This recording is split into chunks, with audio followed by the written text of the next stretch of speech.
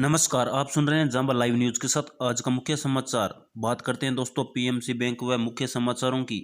शिवसेना सांसद और वरिष्ठ नेता संजय राउत की पत्नी वर्षा राउत ने पंजाब और महाराष्ट्र सहकारी बैंक घोटाला मामले के संबंध में मंगलवार को प्रवर्तन निदेशालय के सामने पेश होने से मना कर दिया।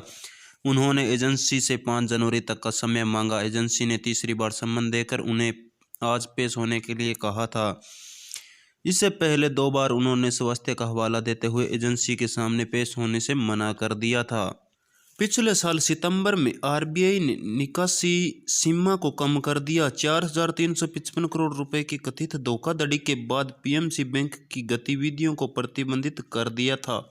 इंडी ने बाद में मामले के संबंध में हाउसिंग डेवलपमेंट इंफ्रास्ट्रक्चर लिमिटेड के स्वामित्व वाली 3,830 करोड़ रुपए से अधिक की चल और अचल संपत्ति को जब्त कर लिया।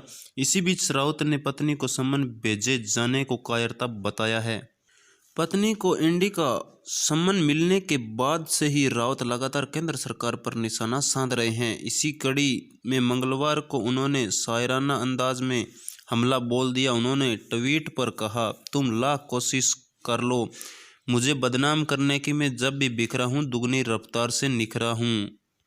इंडी के सम्मन पर राउत ने सोमवार को प्रेस कॉन्फ्रेंस कर कहा, पिछले 1 साल में शरद पवार, एकनाथ खड़से और प्रताप सरनाईक को नोटिस मिला।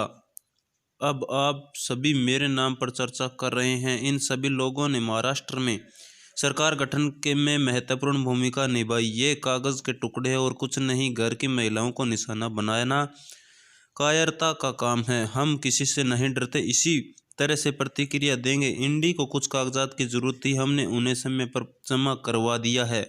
सूत्रों ने बताया कि इस मामले में प्रवीण राउत नाम के एक अन्य आरोपी की पत्नी के साथ वर्षा राउत का 50 लाख रुपए का लेन देन हुआ है। वर्षा राउत को उसी लेन देन के संबंध में बुलाया गया। हालांकि वर्षा राउत की ओर से कहा गया कि इसे संपत्ति की खरीद के लिए उधार लिया गया है। फिलहाल आज इंडी ने पीएमसी बैंक घोटाला मामले में जांच में शामिल होने के लिए संजय राउत की पत्नी वर्षा को सम्मन जारी किया था।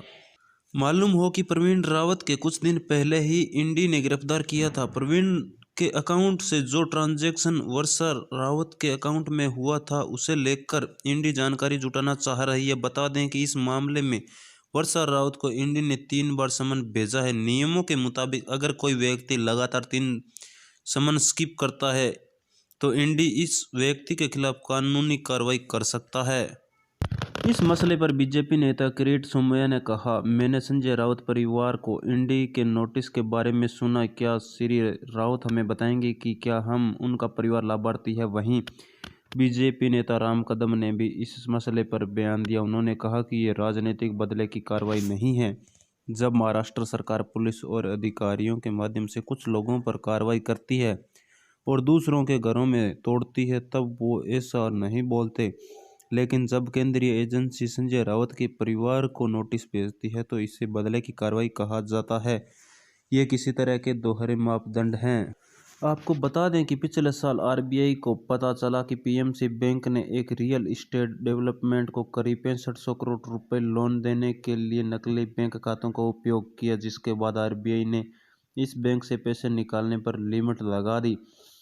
फिर इंडी ने भी मनी लॉन्ड्रिंग और जालसाजी की जांच शुरू की। उधर खुलासे के बाद बैंक के पूर्व एमडी और पूर्व चेयरमैन के साथ ही बैंक के कई वरिष्ठ अधिकारियों को गिरफ्तार किया गया। मालूम हो कि पीएमसी बैंक की 7 राज्यों में 137 शाखाएं हैं।